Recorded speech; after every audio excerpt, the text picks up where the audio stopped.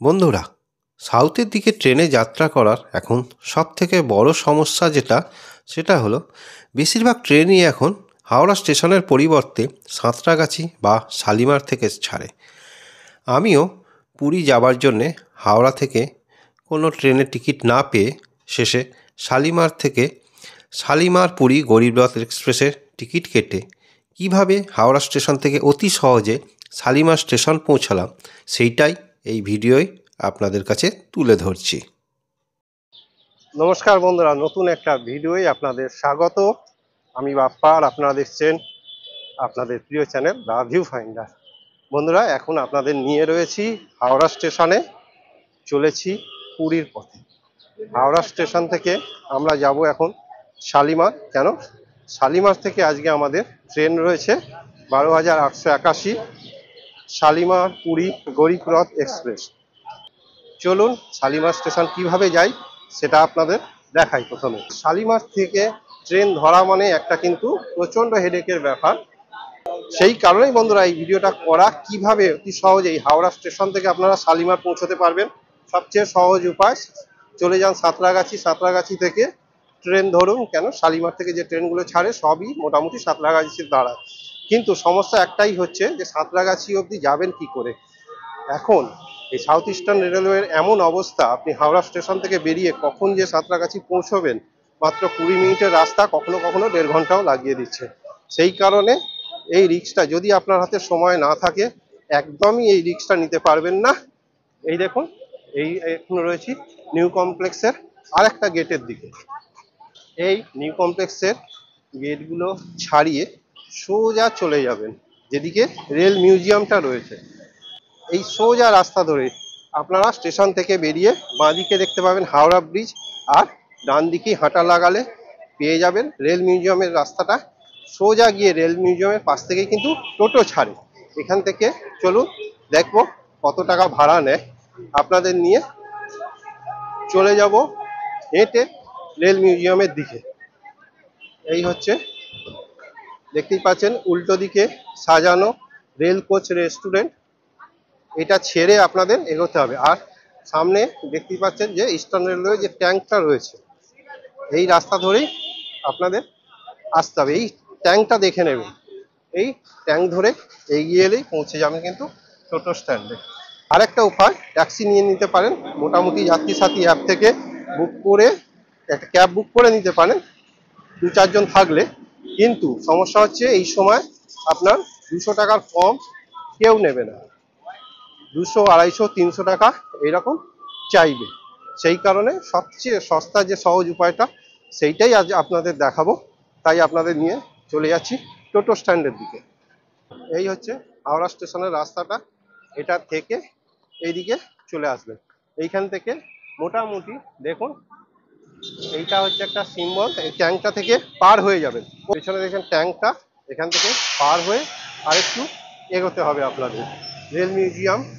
Rail মিউজিয়ামের দিকে এগিয়ে যাবেন, গেলেই আপনারা পেয়ে যাবেন টোটো স্ট্যান্ডটা। এই রাস্তা ধরে হাওড়া স্ট্যান্ড থেকে এলাম, পেছনে দেখতে পাচ্ছেন। এইখানটা থেকে পার হয়ে ধীরে ধীরে এই সাইড দিয়ে এগিয়ে যাবেন। কিছুটা গেলেই পেয়ে যাবেন টোটো স্ট্যান্ড। চলুন, মোটামুটি যেমন শুনেছি এখান থেকে 30 টাকা টোটো ভাড়া পড়ে। চলুন দেখা যাক কত পড়ে, দেখাই আপনাদের। মোটামুটি বন্ধুরা মিনিট 5 কিন্তু হেঁটে আসতে হবে। এই জিনিসটা কিন্তু জেনে নিন যে একদম সামনে তা নয়। তাও না হলে আপনারা কিন্তু হাওড়া স্টেশন থেকে বেরিয়েই ট্যাক্সি করে নিতে পারেন যাত্রী সাথী অ্যাপ থেকে। এই পেছনে দেখতে পাচ্ছেন বন্ধুরা, এটাই হচ্ছে রেল মিউজিয়াম। এই রেল মিউজিয়াম কাউকে জিজ্ঞেস করে নেবেন অসুবিধা হলে। এই যে রেল মিউজিয়াম দেখুন, ট্রেনের বগি দাঁড়িয়ে আছে। এই রেল মিউজিয়াম থেকে আপনাদের যেতে হবে।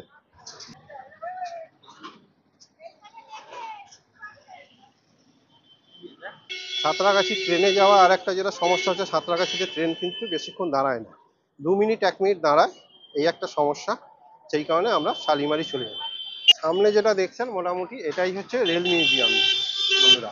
এই হচ্ছে রেল মিউজিয়াম, আর রেল মিউজিয়ামের পাশেই এই হচ্ছে টোটো স্ট্যান্ড। মোটামুটি আপনার হাওড়া স্টেশনে 6-7 নম্বরে নামলে বন্ধুরা মোটামুটি মিনিট 5 হেঁটে এই অবধি আপনাদের আসতে হবে। এলেই এখান থেকে কিন্তু এই হচ্ছে টোটো স্ট্যান্ড, এটা সব সময় টোটো পাবেন। মোটামুটি রাত রাত কটা অবধি থাকেন আপনারা?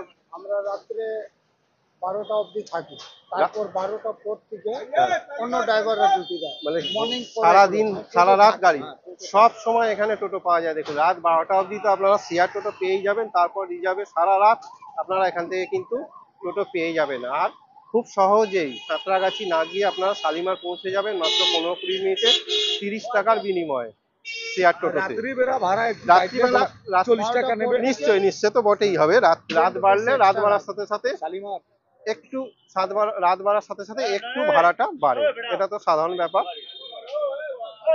ঠিক আছে বন্ধুরা, চলুন এবার দেখা যাক টাইমটা কত লাগে।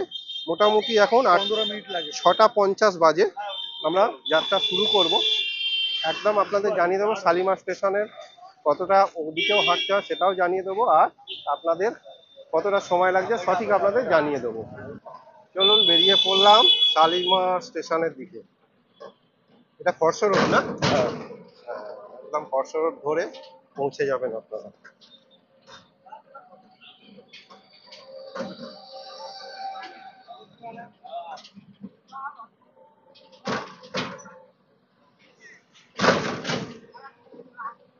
আমরা 8 জন রয়েছি, তাই মোটামুটি 30 টাকা করে বেশি পড়বে। গাড়ি ছেড়ে দিলাম, অপেক্ষা করলাম না আর একজন কখন আসবে। সিঙ্গেল প্যাসেঞ্জার সত্যি আসা খুব মুশকিলের ব্যাপার।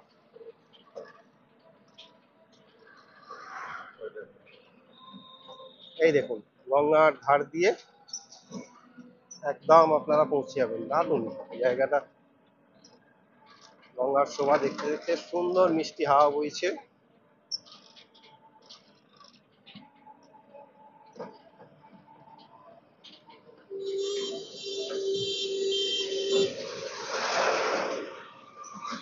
বন্ধুরা এই হচ্ছে শালিমার স্টেশনের এন্ট্রি গেট দেখুন, আর পেছনে ঘড়িতে দেখাচ্ছে 19টা 17।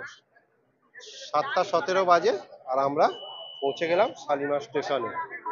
আমরা হাওড়া স্টেশনে মোটামুটি 6টা 40 নাগাদ নামি, আর 6টা 50-এ টোটো ধরি, আর ঠিক 7টা 10-এ আমাদের এই রেল ইয়ার্ডের গেটে নামিয়ে দেয়। আর 5 মিনিট হেঁটে আমরা ঠিক 7টা 15-এ পৌঁছে গেলাম শালিমার স্টেশনে। তাহলে বন্ধুরা ভিডিওটা আশা করি আপনাদের কাজে লাগবে। যারা হাওড়া থেকে শালিমার এসে ট্রেন ধরবেন তাদের জন্য এই ভিডিওটা।